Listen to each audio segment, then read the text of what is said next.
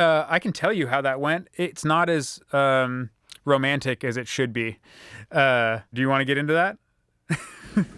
That's up to you. So this is still disappointing to me when I think about how it went down, but it is what it is. And people have to live their lives and shit, But we recorded this record. We took a long time to do it, a long time to write it. This is a long story. We don't need to get into this part, but we had to deconstruct the record completely after it was written, then record it, then like reconstruct it. It was like a weird approach that we took to how we would make the record. It was different than anything we'd done. But anyway, so it was a long fucking process, long time. It felt cool and it felt good and all that, and I'm glad we did it. But coming up at the end of that, we finished the record. It's like October of whatever year it was, 2012, I think.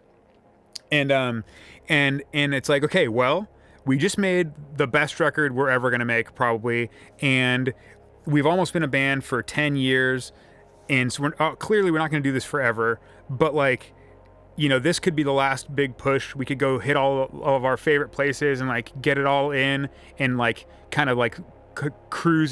coast into 10 years and just be a nice, ender, We had a sit down where it was like, hey, Justin and I at Vitriol, and I were about to throw down a shitload of money to press this record because we wanted to do it kind of nice and fancy. It comes with this 12-page, 12-inch booklet, and it's real thick and heavy and all this shit. And it's going to cost Justin and I $6,500 a piece to press this thing. So we're about to invest a ton of money into this. And then Winky, who's the guitar player from Trainwreck, he was the one who was booking the European stuff for us. It's like, hey, Winky's about to put in a ton of time. Then Kenny's going to put in a ton of time to book the US tour to immediately follow it. Is everybody down to do this another year? Went around the room and everybody's like, yeah, totally.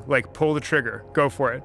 And so we pressed the records, we booked the tours. January, the record comes out. It was the first time we'd ever had a press run up for a record. So Vitriol paid to do PR, and the thing was in a bunch of publications. It got tons of reviews. We were in AP. We had, it was it was a really cool thing. It was wow, this is really different. And I'm glad that this is the record that is getting this attention.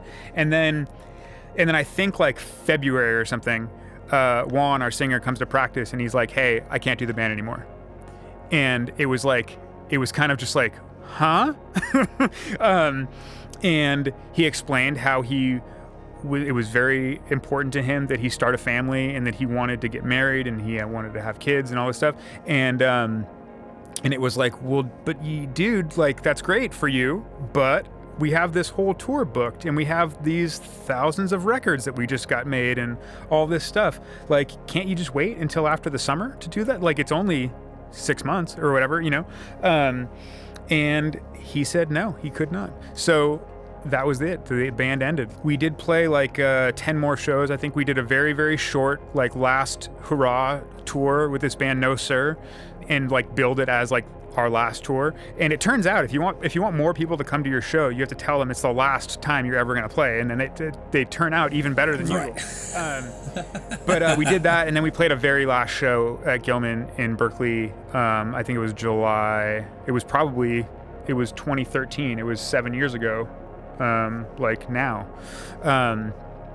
And so, yeah, that was that. It was disappointing. And I still went to Europe for the tour that we weren't on, because the tour was supposed to be us and Dangers and this band Painted Wolves from Sweden, who are very, very good and very good friends as well.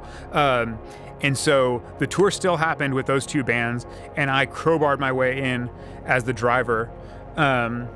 And we went anyway, and it was awesome, and it was super, super fun, and I'm pretty sure I caused more trouble by going than I did by not, but I'm glad I did. So anyway, that's the story of the end of Comadre. That's a disappointing story. Mm-hmm. There was a lot of frustration, probably. Well, and it was extra frustrating because we were only ever the same 5 people in the band.